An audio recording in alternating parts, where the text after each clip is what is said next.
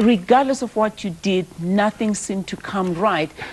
But our police alone in this battle. In fact, Commissioner Fivers recently said that policemen perceive themselves as being alone, really, in this battle. How do we deal with what you've just heard?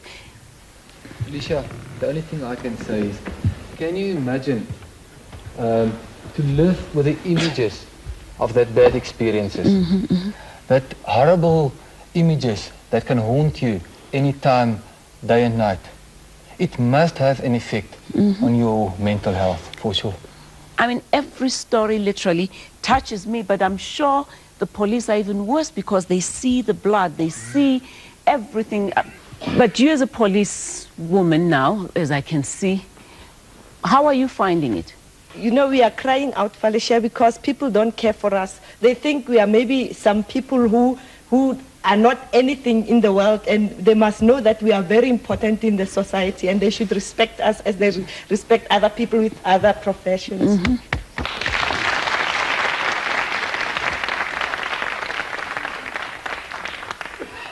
Now, wait. Community must also be user-friendly, you say, huh? Yes, Felicia, I think everybody wants the police to be user-friendly. So we try our utmost best to be user-friendly. But what are we getting from the community? That's why I want the community to talk. Let's hear from the community. Come on, guys. Do you really feel... What does CPEF stand for? Brixton Community Police Forum. Felicia, I'm here with all my members from the Brixton Community Police Forum. And I would like to know from that gentleman that was shot through the throat, whether he was taken to the Garden City Clinic for treatment. Because we live in that area, and we find that the criminals are being taken to the Garden City Clinic, and they're being hospitalized there. With them. And whereas the victims are having to queue at the general hospitals, and 9 out of 10 times they don't even get the kind of medical attention that they deserve. Where did you go? I was fortunate. I went to the Kempton Park Harvard Clinic, which gave me excellent service. Yes? Yeah, first of all, I sympathize with people who were victimized by criminals. I sympathize with you, I sympathize with everybody. I've got no respect for a person who attempts to take his or her own life. First of all, there are many people who are unemployed, suffering and stuff like that, but they are trying to make a living. They don't try to commit suicide. And this topic is highly emotional, okay? It's like narrow, it's not broad. We need to talk about transformation within the police service, racism within the police service, and stuff like that, corruption within the police service, and stuff like that. Not this emotional and narrow kind of topic that I see today.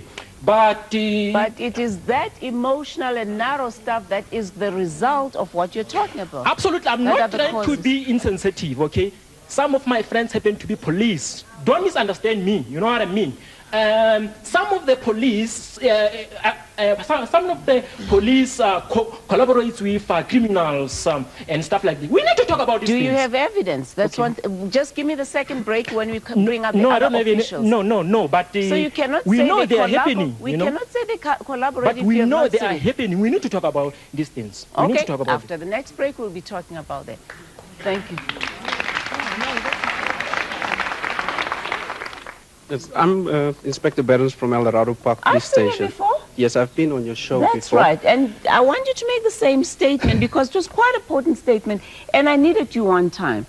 Yes, but I was gagged. I was told that I was given a personal warning verbally by the MEC of Gauteng, Safety and Security. So I took caution not to, like, say whatever I like to. Okay, to get back to the policing issue, I understand the gentleman's sentiments.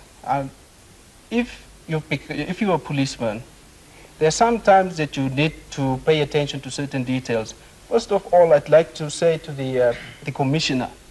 We hear someone. No, I'm talking about the national commissioner and the minister. You said earlier that we are alone in the struggle. Yes, we are alone. Matter of fact, we are alone. If there were people that were really interested to know what we're actually going through and what we need to do to curb this the rising crime rate, the commissioner should have been here. He sent somebody and he wanted to come. You should have been here. Don't every time send somebody else to do your own dirty job. You will be gagged again, you know that. No, they can do that. I don't care. If our people in power or our management as such can pay more attention to what the people on the ground, not just the police, tell them, the community also are very important. And it is built, the police is a family.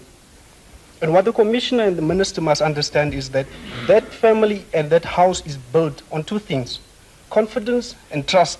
And if the people don't have confidence and trust in the police, then we'll never, never, ever in our lifetime see that there's no crime in our country. There'll always be crime. Thank you.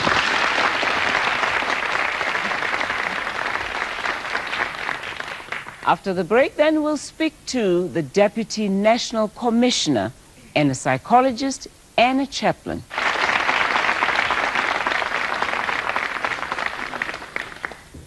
Some people commit suicide because they suffer financially or so, but when policemen commit suicide, they do it because they have emotional pain.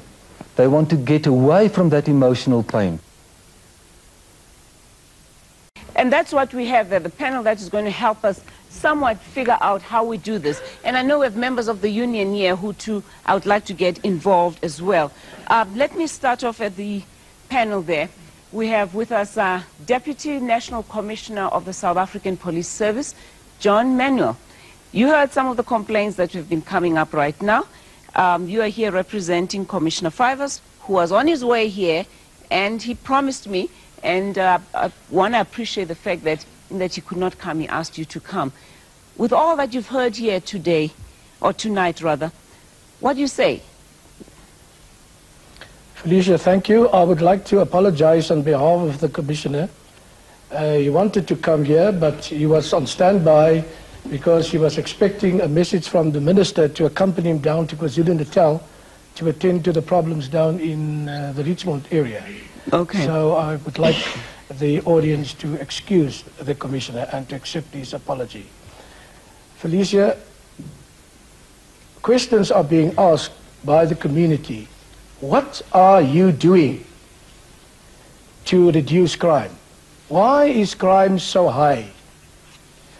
And I think they are now convinced, if they are watching this program, what are the police really doing to reduce crime? They are losing their lives in the fight against crime and to combat crime. I hope they are satisfied and they won't ask these type of questions any longer. But from a psychological standpoint, Andre Potgieter, that man said, inside I'm a dead man.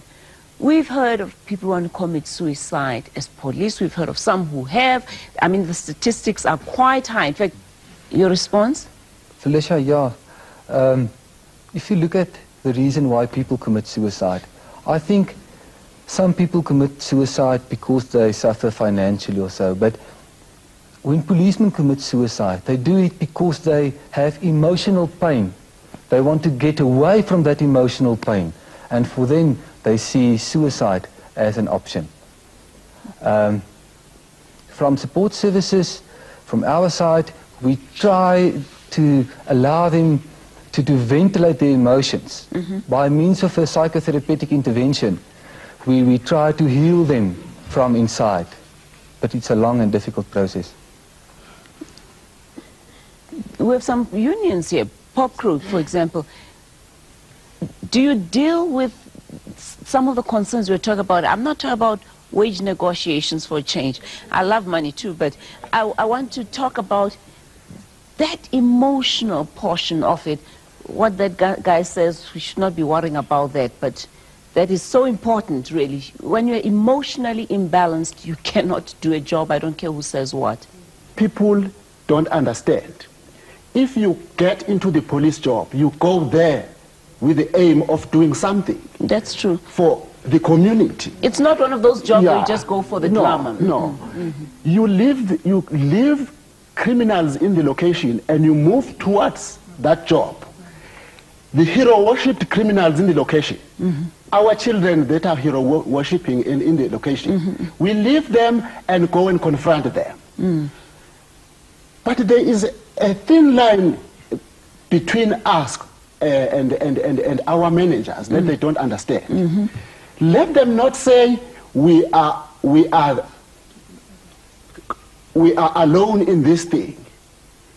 Yes, let them not, count themselves in our loneliness on the ground. They are there, they don't worry about us. There is no infrastructure on the ground for policemen who are taking their life at risk. And they are just there. They have got no plans for dealing with crime. Which policemen are going to fit into in terms of dealing with crime? Commissioner Manu, what do you say to that? Are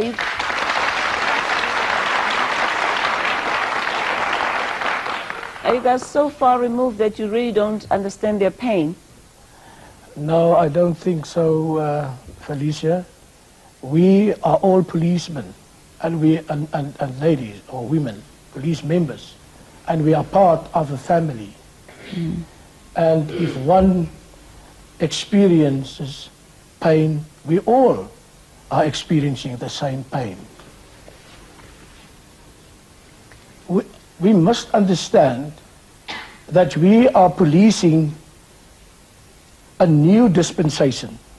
So I think if we give the community and the police the time, the relationships are going to be built, will become much better, and think all these type of bad feelings between us will disappear. Okay. In fact, there are two people here who really handle the social aspect of it all. I'm talking here about Reverend Khotso Lesea. You are a police chaplain. What does it mean? I heard a lot of pain here tonight. Does it mean you go with them, counsel them, pray with them? Yeah, Felicia, there is a lot of pain, not only with police personnel, but with their families also. Unfortunately, I have to be the one who bears the bad news, especially when a police person has died, deliver a death message, knock on the door, and say, unfortunately, your spouse has died. I remember very clearly that when I knocked on Margaret's door, she expected her husband, and we have had many, many cases. I have delivered quite a number of death messages to highly expectant women. And after doing that, I have to rush them to the hospital. There is a lot of pain. Unfortunately, we cannot go through to each and every one of them or follow up because of the shortage of person power. But it is our task to go through the grief with them, take them by the hand, and give them the spiritual and emotional support that they need.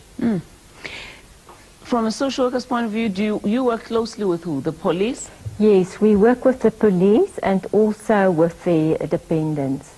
Now, I can also say we also deal a lot with their pain. Oh, good. You work with the police and dependent. So someone like Marcel and Margaret are going to get help from you? Yes. Financially? Yes, I think a social worker, I think they also attended the funeral. And our doors are always open. So sometimes there are pain and hurt that we don't even know about. So it's free for them to also come and ask for help.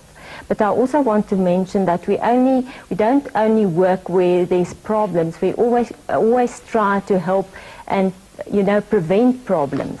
So we work proactively as well. Okay. Let me just get some feedback here from the folk. Let's hear. Up here, let's see. Day, my name is Inspector Richard Moas. I'm from Rediput. I just like to ask the people, I've been to funerals of my colleagues that have died, standing with their wives and their children. The police force say, come knock on my door if you need assistance. And knock on the door, they get shunted around from this place to that place. I feel that the community has got a responsibility to help us police as well. We have a stressful job. Myself, I've also been shot on duty. The assistance that you get from your community, they don't appreciate you at all. And it's high time that somebody started to do something about it.